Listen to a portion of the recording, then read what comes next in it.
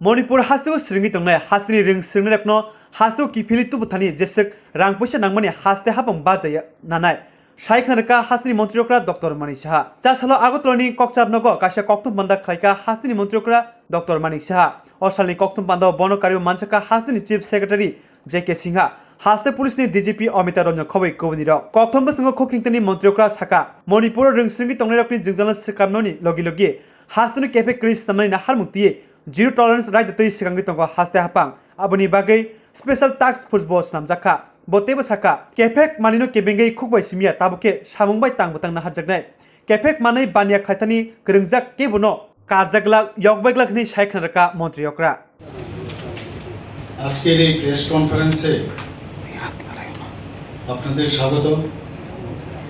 আজকের এই প্রেস কনফারেন্সে আমার সাথে উপস্থিত আছেন আমাদের ত্রিপুরা গভর্নমেন্টের মাননীয় চিফ সেক্রেটারি মহোদয় শ্রী জেকে সিনহা মহোদয়, উপস্থিত আছেন আমাদের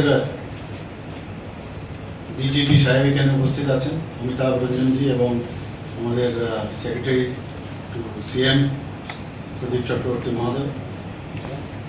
আজকে এখানের মূলত যে বিষয় আপনাদেরকে বলা হয়েছে এখানে আসার জন্য সেটা হচ্ছে আপনারা অলরেডি এই বিষয়ে অবগত আছেন যে মণিপুরের যে উদ্ভূত পরিস্থিতি সেই সম্পর্কে আমাদের যারা ত্রিপুরা রাজ্যের ছেলেমেয়েরা ওখানে যারা পাঠরত আছে সেটা মেডিকেল কলেজে হোক, ডেন্টাল কলেজে হোক বা এগ্রিকালচারে বিভিন্ন জায়গায় যারা আছেন তাদের যে ওখানে বর্তমান পরিস্থিতিতে যে সমস্যা হচ্ছিল সেই বিষয়ে এবং আমাদের ত্রিপুরা সরকারের তরফ থেকে আমরা কি কি ব্যবস্থা নিয়েছি সেই সম্পর্কে আপনাদের অবগত। গত পরশুদিন থেকে আমরা এখানে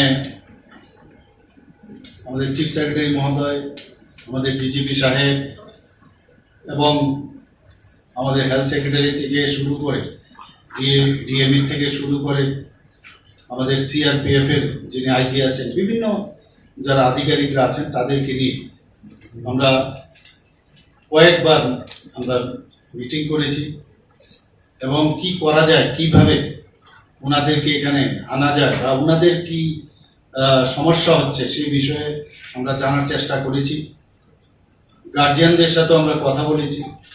স্টুডেন্টসদের টেলিফোন নাম্বার প্রথমে বুঝতে পারছিলাম না থেকে, কারণ সেখানে আপনারা জানেন যে ইন্টারনেট বন্ধ করে দেওয়া হয়েছে, তো তাদের নাম্বার নেওয়ার আমরা চেষ্টা করেছি। ব্যক্তিগতভাবে আমি ওখানকার একজন ফ্যাকাল্টি আমি জানি যিনি আমাদের ত্রিপুরারই, ওনাকে আমি ফোন করি। তার থেকে আমি বললাম যে কারণ যেহেতু ওনার সব স্টুডেন্ট, আমি বললাম আপনি সবার নাম্বার আমাকে দিন। তো উনি সব নাম্বার কালেক্ট করে আমাকে পাঠিয়েছেন। সেই নাম্বারগুলো আমি আমাদের যে 24/7 যে হেল্পলাইন আমরা করেছি সেখানে পাঠিয়েছি। পাশাপাশি আমাদের চিফ সেক্রেটারি মহোদয় এবং আমাদের আইসিএ ডিপার্টমেন্টকেও আমরা পাঠিয়েছি। ডিজিপি সাহেবের মাধ্যমে আমাদের আরক্ষা দপ্তরের যারা যারা এই বিষয়ে কাজ করছেন তাদের কাছে আমরা পাঠিয়েছি। আমি দুবার চেষ্টা করেছি মাননীয় মণিপুরের মুখ্যমন্ত্রীর সাথে কথা বলার, কিন্তু আপনারা জানেন উনি খুবই ব্যস্ত ছিলেন। যেহেতু ওনার সাথে সম্পর্ক হচ্ছিল না, সেই কারণে আমি আমাদের চিফ সেক্রেটারি সাহেবের মাধ্যমে, ডিজিপি সাহেবের মাধ্যমে ওখানকার যে চিফ সেক্রেটারি সাহেব আছেন বা ডিজিপি সাহেব আছেন ওনাদের সাথে আমরা যোগাযোগ করার চেষ্টা করেছি এবং সেইভাবে আমরা কাজ করছিলাম। পরবর্তী সময়ে ওনার সাথে আমার গতকাল ফোনে আমার যোগাযোগ হয়ে যায়। উনি বললেন যে আমি বুঝেছি, উনি দুঃখ প্রকাশ করছিলেন যে টেলিফোন করেছিলেন আমি ধরতে পারিনি বা বুঝতে পারিনি, কিন্তু যাই হোক ওনাকে আমি যখন বললাম এই অবস্থা, তখন উনি আমাকে আশ্বস্ত করলেন যে কোনো রকম চিন্তার কোনো কারণ নেই, আমরা আপনাদের ত্রিপুরার যারা ছেলে মেয়েরা আছে ওরা করছেন ওখানে, আমরা নিশ্চয়ই দেখব। আমাকে বলা হয়েছে যে ওখানে ওদের খাওয়া দাওয়ার বিষয়টা যাতে ঠিকভাবে থাকে সেই ব্যবস্থার জন্য ওনাকে বললাম। জলের সমস্যা হচ্ছিল সেই কথা আমার গোচরে এসেছিল, সেগুলো উনাকে জানালাম। উনি বলেন আপনি নিশ্চিন্তে থাকুন, আমরা সব ব্যবস্থা করছি। পরবর্তী সময়ে ওনার সাথে যখন মাঝখানে যখন যোগাযোগ হচ্ছিল না, আমি তখন আমাদের যে গৃহমন্ত্রী অমিত শাহজিকে আমি টেলিফোনে কথা বলি, ওনাকে জানাই। উনি বললেন ঠিক আছে, আমি দেখছি বিষয়টা, আমার খবরে আছে। উনি সব খবর জানেন, তো আমাকে জানাবেন বলছেন। আবার ওনার সাথে আমার কালকে যখন গার্জিয়ানরা গতকাল আমার সরকারি বাসভবনে ওনাদেরকে আমি বলি আসবার জন্য, ওনারা বারবার বলছিলেন আমার সাথে কথা বলতে চায়। তো আমরা এখানে যারা আছি, আমরা এখানে, ওনারা তো ছিলেনই, অন্যান্য সবাই ছিল। সেখানে ওনাদের সামনে আমি মুখ্যমন্ত্রীজির সাথে কথা বললাম। তো আমি বললাম ওনাদেরকে আপনারা আশ্বস্ত করুন, কারণ ছেলে মেয়ে তো আমরা জানি ছেলে মেয়ে সবই আদরের হয়, তাদের এই সমস্যা নিশ্চয়ই ওদের যেমন ঘুম নেই, আমাদেরও একই অবস্থা। ওনাদেরকে আমিও বলেছি। তো ওনাদের সামনে আমি স্পিকারে মণিপুরের যে মাননীয় মুখ্যমন্ত্রী, ওনার সাথে ওনাদের কথা বলালাম। উনিও ওনাদের আশ্বস্ত করলেন চিন্তার কোনো কারণ নেই, আমরা সব দিক দিয়ে প্রোটেকশন আমরা রেখেছি। কিন্তু মা বাবার মন, ওরা চাইছে যে যেভাবে হোক, যে অবস্থায় থাকুক, যাই থাকুক, যেন আগরতলায় সরকারের কাছে ওনারা আবেদন করেছেন যে ওনাদেরকে যেন আমরা নিয়ে আসি। কিন্তু আসার যে বিষয় আমরা দেখলাম যে এত যে নর্মাল যে ফ্লাইট, সেই ফ্লাইটগুলো কিন্তু দেখা গেলো মানে গতকাল এবং আজকে এবং আগামীকাল, মানে গতকালে কথা বলছি আমি, এই স্ট্যাটাস যে সব ফুল, মানে কোথাও কোনো অবস্থায় ওদেরকে আনা যাবে না। যাই হোক, আমরা ইন্ডিগো যে আছে ওদের সাথে আমরা কথা বললাম। আমাদের এখানের যে ম্যানেজার আছেন, আমাদের স্টেশন ম্যানেজার, ওনার সাথে কথা বললাম। তো ওনারা বলছেন ঠিক আছে, আমরা ব্যবস্থা করছি, কিন্তু পাক্কা খবর আসছিল না, কারণ বললেই হবে না।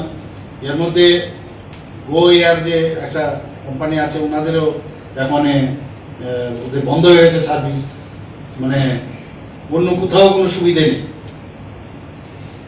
তো শেষ পর্যন্ত একটা হলো যে আমাদের প্রায় একটা ফ্লাইট যেভাবে হোক আমরা চাইছি যে অন্তত পক্ষে মণিপুর থেকে যেন চলে আসে। তো সকালবেলায় যেটা কনফার্ম হলো যে একটা ফ্লাইট দেবে, এবং বেশি করে যে সমস্যাটা সেটা হচ্ছে এগ্রিকালচার এরিয়াতে, এগ্রিকালচার ইউনিভার্সিটি যেটা আছে, সেন্ট্রাল এগ্রিকালচার ইউনিভার্সিটি, সেখানে আশেপাশে আসলে বেশি সমস্যা হচ্ছে। ভিতরে কিছু সমস্যা নেই, বাইরে, কারণ ওই স্পেসিফিক যে একটা ওখানের শ্রেণী আছে, তাদের সমস্যা, ওই এরিয়াতে ওদের বসবাস, তাদের সমস্যা হচ্ছিল এবং এতে আতঙ্কিত হচ্ছিল।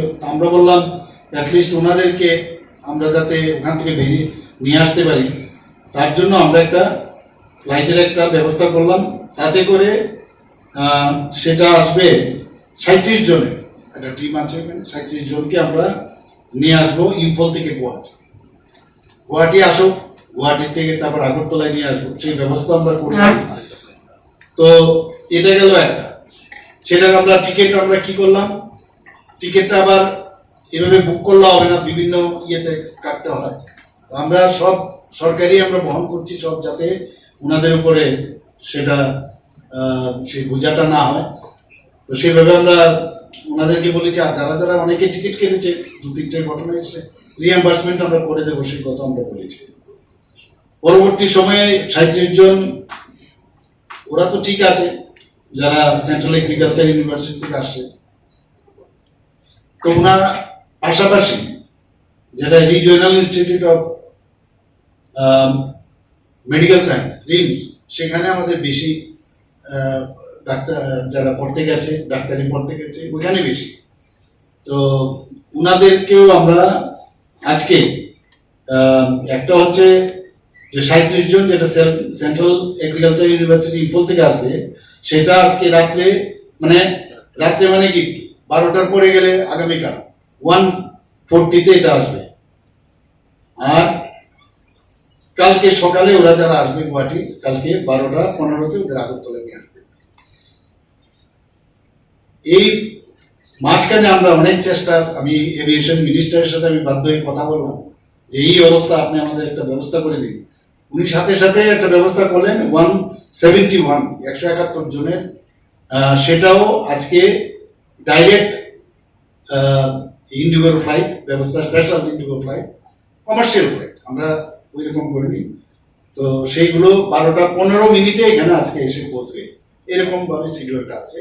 মানে অর্থাৎ আগামীকাল 12টা বললে মানে 12টার পরে হলে 12:15 এখানে আসবে আজকে এয়ারপোর্টে। তো আমাদের একজন মিনিস্টার সাহেবকে যাবেন, আধিকারিকরা যাবেন, সবাই আমাদেরকে রিসিভ করবেন। তো এটা জানানোর জন্যই আজকে আপনাদেরকে, কারণ কালকেও আমাকে এক জায়গায় আপনারা জিজ্ঞেস করেছিলেন যে কি কি আপনারা করেছেন। তো ওই সময়ে যে যে ডাটাগুলো আমার কাছে ছিল সেগুলো আপনাদের কাছে আমি বলেছি বা রেখেছি। এখন ওনাদেরকে এয়ারপোর্টে নিয়ে আসা এবং সেটা কিন্তু একটা বিরাট সমস্যা হচ্ছে। মাঝখানে বিভিন্ন জায়গায় খবর আসছিল যে ওইখানে কোনো পুলিশ পিকেট নেই। তো একটা খুশির খবর এটাই যে ত্রিপুরাতে সিআরপিএফ এর যে টিমটা ছিল তাদেরকে এয়ারলিফট করে ওখানে নিয়ে গিয়েছে। যে কারণে আমাদের এখানকার যে আইজি ছিলেন, আইজি সাহেবের মাধ্যমে ওনাদের সাথে আমাদের কন্ট্যাক্ট করার খুব সুবিধা হচ্ছিল। তো ওনাদেরকে আমরা বলি, যদিও ওরা ওখানকার লোকাল যে পুলিশের আন্ডারে চলে গেছে, কিন্তু তবু আমাদের সুবিধা হয়েছে ওনাদেরকে, যাতে ওনারা গিয়ে ওনাদের সাথে যোগাযোগ করতে পারেন, সিকিউরিটিটা থাকে। তো দুটো জায়গায় আমরা চেষ্টা করেছি। তো এই বিষয়ে আমাদের ডিজি সাহেব আপনাদের বলবেন, এবং আমরা এই হচ্ছে বর্তমান স্ট্যাটাস, যে আমরা সবাইকে নিয়ে আসছি এবং আমরা গার্জিয়ানদের সাথে আমরা ওনাদেরকেও বলছি যে আপনারা কোঅপারেশন করুন, কারণ এমন একটা অদ্ভুত একটা অবস্থা হয়েছে আমাদের জানা ছিল না। কিন্তু আমরা নিয়মিত যেভাবে আমাদের সেন্ট্রাল গভর্নমেন্ট থেকে আরম্ভ করে, স্টেট গভর্নমেন্ট থেকে আরম্ভ করে, আজকেও আমি মণিপুরের মুখ্যমন্ত্রীর সাথে আজকে সকালে আবার কথা বলেছেন। তো সবাই হেল্প করেছেন এবং এই অবস্থার মধ্যে আমি আশা করি যে নিরাপদে ওনারা আগরতলায় ফিরে আসবেন এবং কোনো জায়গায় কোনো অসুবিধার খবর এখন পর্যন্ত সেরকম ভাবে আসেন। আমরা হেল্পলাইন দিয়েছি, সেই হেল্পলাইনে কিন্তু সেরকম ভাবে আসেনি। হেল্পলাইন মাত্র 51 টোটাল, মোস্ট প্রবলি টুডে কত আসছে total? Sir, probably the 71%. but probably the phone connection was also not there. That No, is we have already sent this help number, helpline number. The guardians are there. Tripura's guardians are there. There are some people, they actually did not want to come also. Oh. Maybe because suppose for example PG student, they do not want to come because the pictures already have settled down. The situation has settled down to some extent. And the young students, particularly this first year, second year, third year, they are very young, and our guardians are also very much worried. they are apprehended. So because to allay their apprehension, we are taking this measure. So this is the situation. যারা আসতে চাইছে তাদের জন্যও ব্যবস্থা রয়েছে। নিশ্চয়ই করব। এখন তো একটা বিরাট লামসাম, একটা ভালো 201 আসছে, 208। তো সেই জায়গার মধ্যে আমাদের কাছে হেল্পলাইন খোলা আছে। স্পোর্টস ইউনিভার্সিটির মধ্যে আছে 6 জন আছে, আজকেই যোগাযোগ করেছে। তো এদের মধ্যে আমরা আসতে, একটু আগে আমার কাছে একটা খবর এসেছিল একজন আসতে চাইছে, and he is not included in that student also. He went for some other purpose. So immediately and he have to go to Kolkata. So I said that at least he should be included in that team and he should rush to RIMS. So I requested CSR and we have included him immediately because he has some urgent work in Kolkata. So that we have done. So it is a big chunk that we are able to bring them back. And পরে যদি সমস্যা হয় নিশ্চয় এমন তো হবে না কাউকে, তো আমরা আর নর্মাল ফ্লাইট তো চলছে, কোনো অসুবিধা নেই। আর যারা এমনিতেও টিকিট কেটে আসবে 2 দিন বাদেও তাদেরকে আমরা রিএম্বার্স করার, মানে ওদের টিকিটটা আমরা রিএম্বার্স করে দেবো, এটা আমরা ইস্যু করবো। বললাম তো যে আমাদের যশস্বী প্রধানমন্ত্রী সবসময় বলি যে পুরো নেশামুক্ত ভারত, নেশামুক্ত সমস্ত প্রদেশ, তদ্রুপ নেশামুক্ত ত্রিপুরা, আমরা সেইভাবে কাজ করছি। ডাবল ইঞ্জিনের সরকার। আমরা বারবার বলছি যে এই বিষয়টা মানে বিগত কয়েক ডিকেড ধরে ত্রিপুরাতে অনেক জেনারেশন নষ্ট হয়ে গেছে। এটা নিশ্চয়ই আপনারা আমাদের সাথে একমত হবেন। এতদিন ধরে খালি দেখা যেত, সারফেসে দেখা যেত, কিন্তু আমরা ডিপ রুটের যে বিষয় সেটা আমরা ওই ওয়ান টু এক্সট্রাক্ট ভিতর থেকে আমরা নিয়ে আসতে চাইছি। সেটাকে ডিপ রুটের যেটা আছে, যারা যারা এর মধ্যে ইনভলভ তাদের কাউকেই ছাড়া হবে না, সেই দিশায় কাজ করছে। এসআইটি করেছি আমরা, এর মধ্যে আবার আমরা স্পেশাল টাস্ক ফোর্স একটা করেছি।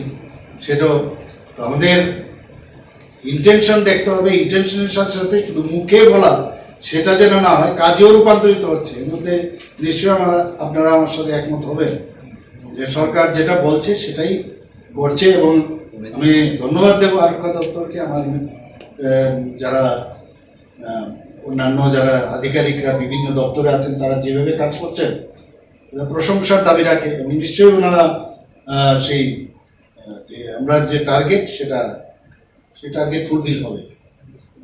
One concern is about illegal movements of such animals, and police. We have seen the minister also expressing his concern on, particularly the new minister who has come. So, what type of role you are taking? Because that movement of animal, particularly cattle and pigs, also coming from outside, and smuggling is also involved with. When swine flu is also increasing in the state, there is alert. So, how do you want to? You say this Tripura is also a bordering state, no? So, particular that animal, there is always demand from that particular country. Some people, not country, I mean so those people who reside there. So because of that, there are some for the last 4 decades or 5 decades, this smuggling system are going on. So that also we are going to hammer. And I'm sure that also will be restricted, and we'll get the success. Thanks.